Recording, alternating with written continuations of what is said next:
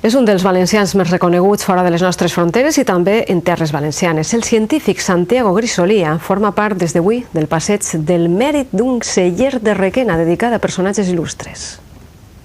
El vi forma part de la sana dieta mediterrània i d'ella és un gran defensor Santiago Grisolia, qui va ser deixeble del Premi Nobel Severo Ochoa suma avui un altre reconeixement.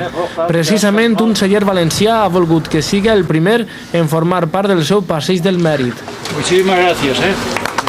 En este espai ha lluís una placa amb el seu nom. Es un paseo dedicado a todas las grandes personas que han contribuido con su trabajo al bienestar de la humanidad. El vi aporta uns enzimes sobre els que ha estudiat molt este reconegut doctor Premi Príncep d'Astúries. Una importancia fundamental para mantener no solamente la salud, pero la alegría. El vi valencià com el que elabora este celler es recomana per a gent de totes les edats, sempre amb moderació. Grisolia, de 88 anys, ens confessa el secret. Yo no bebo vino todos los días, pero generalmente con los amigos o con mi mujer, siempre. Amb el reconeixement, el binomi investigador i vi estaran ara units per sempre.